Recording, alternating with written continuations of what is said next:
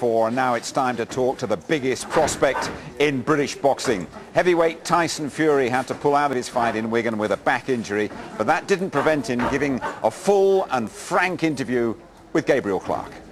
First 6-7 months has been absolute brilliant. Best time of my life, really. Oh yes. I wake up in the morning and I think, Tyson Fury, we've created it now. It's just launched. It's just took off like the launch of something. I've been launched and there's no stopping me now. People coming up to me saying, Tyson Fury, can I have a photo took, can I get your autograph? And before that didn't happen. I'm always under pressure to look good when I'm fighting, and everyone expects explosiveness, and because of the name it puts a lot of pressure on you as well. And because of the way I go on it puts a lot of pressure on myself, but I'm that type of fighter. I think you've always got to look ahead in anything you do, really. If you don't look at the future, you're only living today, aren't you, really? But I'm planning ahead, and I'm thinking about getting a British title this year, maybe even Commonwealth, and defending it 3 times to own it outright.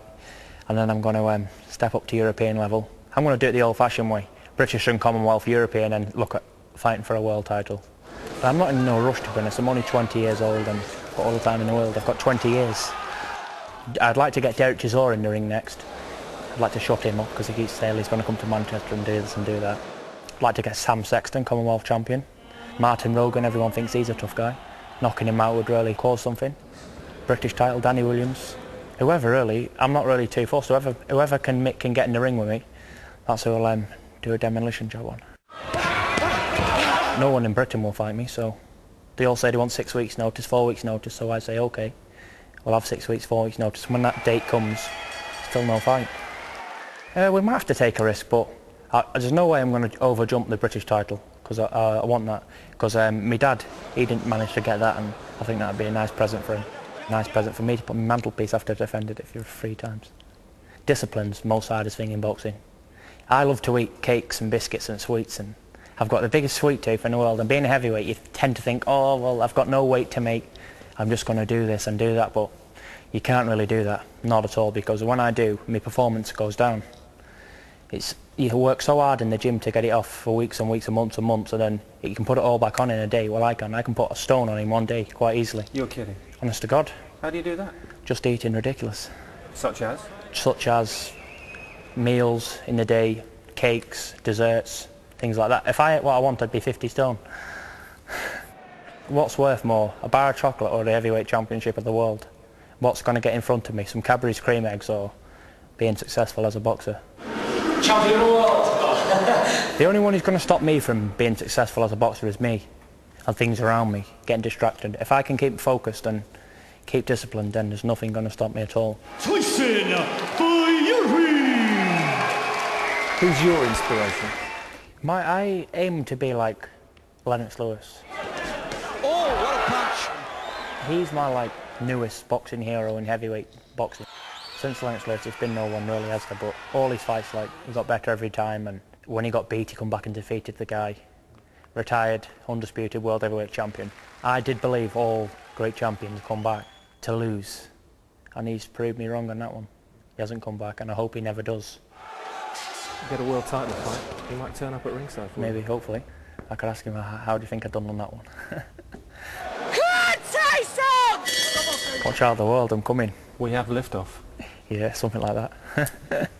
Well, he's a huge talent, still only 20, 6 out of 6. He's only been a pro since just before Christmas, and John Rawling, I guess he's got a lot of attention in that time. What are the pitfalls for Tyson Fury? Well, he's got a terrific amount of media coverage, hasn't he, for a lad who's been a professional for less than a year.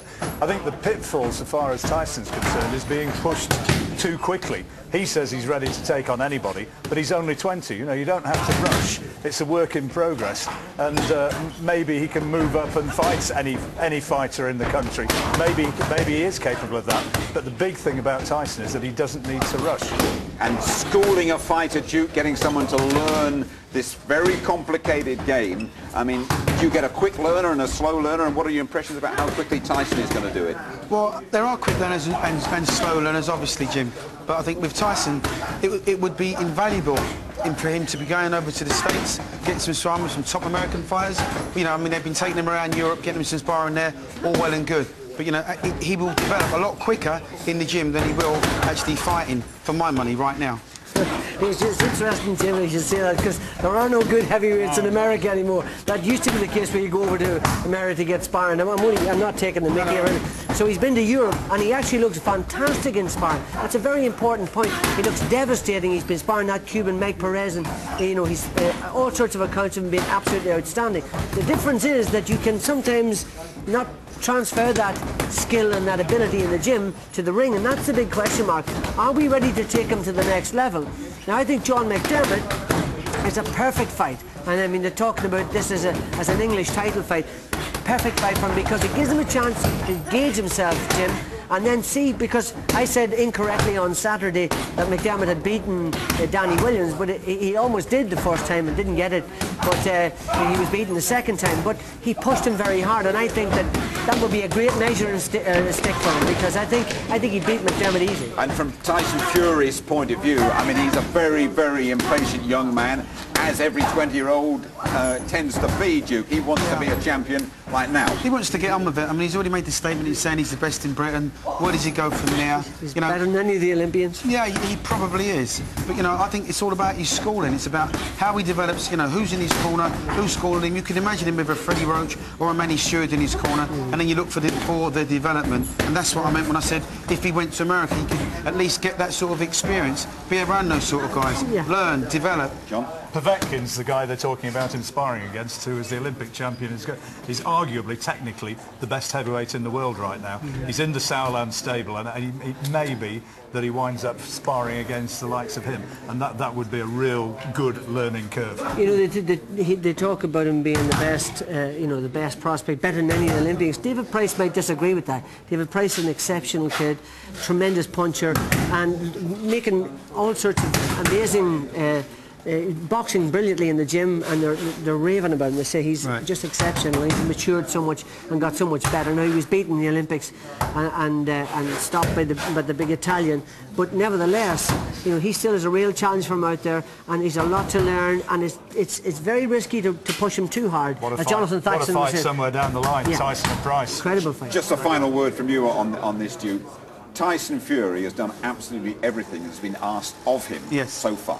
You can't argue with He's that. done everything asked of him so far, Jim. You know, everybody that's been put in front of him, even the guys that he thought might take him a few rounds, he's blown them away unmercifully. So, you know, they've got to be very, very careful, because at some point somebody's going to hit him back, and he doesn't know how to. He won't know how to react if he's not getting that sort of preparation in sparring. I think that is the most crucial point, Jim. What we have to see, we've seen up to now them knocking guys out and dishing out punishment.